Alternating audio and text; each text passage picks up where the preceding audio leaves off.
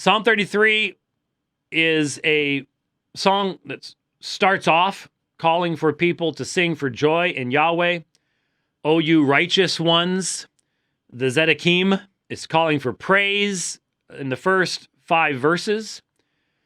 But you also have the assertion in verse 4, the word of Yahweh is upright. All his work is done in faithfulness. So there is a assertion of the propriety, the uprightness, the faithfulness. In other words, the consistency of the word and works of Yahweh is asserted in verse 4. He loves righteousness. He loves tzedakah, and he loves mishpat, judgment, righteousness, cutting the line straight. The earth is full of the chesed of Yahweh, the loving kindness, the covenant faithfulness of Yahweh. The earth is full of this, which can't just mean the covenant faithfulness to the people of Israel, because Israel is not in all the earth, but it is the creative consistency. God's holding up his creation is an act of chesed. And that chesed is one of the most beautiful words, not the easiest to pronounce, but and you have to be careful if someone's standing right in front of you, if you pronounce correctly. But chesed is one of the most beautiful words in the Hebrew language because it is the Old Testament equivalent of charis and agape and eleos. It's grace and mercy and love and pistos and aletheia. All these New Testament terms that you have so much application, they're all rolled into the chesed of Yahweh. And the earth is full of the chesed of Yahweh, Psalm 33:5. So incredibly important.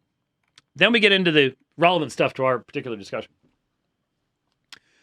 B'davar Yahweh, by the word of Yahweh, the heavens were made, Shemayim, purposefully echoing Genesis 1:1, the heavens and the earth.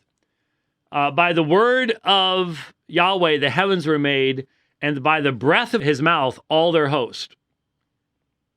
Extensive, exhaustive creation. God creates all things. He gathers the waters of the sea. He lays up the deeps in the storehouses. He gathers the waters of the sea together as a heap. He lays up the deeps in storehouses. That is, God is providentially involved in the operations of the world. As a result, let all the earth fear Yahweh. Let all the inhabitants of the world stand in awe of him. For he spoke, and it was done. There, instead of using davar, he uses amar. He spoke. He spoke the words, and it happened. His speech is creative. He spoke, and it was done. He commanded, and it stood fast. He commanded, and it stood fast. There is no question of God's power and ability in creation. It is that context, then, of God's creative sovereignty over his world that the very next line is, the very next section of the poem, of the song, is what we call verse 10. Yahweh nullifies the counsel of the nations. He frustrates the plans of the peoples. So, obviously, 2 parallel lines in Hebrew poetry. Very, very common throughout the Psalter. And so your subject is the same, Yahweh. The action is nullify, frustrate. So that way you can use 2 words to sort of give a broader semantic picture, a broader picture of the verb that you're trying to communicate. So the Lord nullifies, he frustrates. What? The counsel of the nations, the plans of the peoples. The counsel of the nation, the plans of the peoples. So these are human actions. They are the actions of human beings. They are their counsel, their plans, their purposes. And God nullifies them. He makes them nothing. He ends them. He destroys them. He frustrates the plans of the peoples. And we should be very grateful for this. When you think of Psalm 2, Psalm 110, the fact that God rules over his creation, and he laughs when the nations gather together to try to throw off his authority. He has absolute authority in the matter of human action. In the matter of human action. But then notice, verse 11 continues that parallelism. Why? Because he uses the same terms. The counsel of Yahweh, which is the same terminology as used at the first part of verse 10. The counsel of Yahweh stands forever. So instead of being nullified, the counsel of Yahweh stands forever. And the plans of his heart from generation to generation. And so it stands forever from generation to generation. There's your parallel. Counsel and plans, parallel to verse 10. But these are Yahweh's counsel. These are Yahweh's plans. And they stand forever. So the contrast is between the nullifiability and the frustratability of the actions of men in contrast to Yahweh's purposes. His purposes, his counsel cannot be done away with. But please note, the plans of his heart. The plans of his heart. Why is this important? Because it's going to come up later on. Throughout Scripture, you'll see over and over and over again the use of heart in regards to man. And you will find, for example, the hardening of the heart. Or in the New Testament, you have the softening of a heart.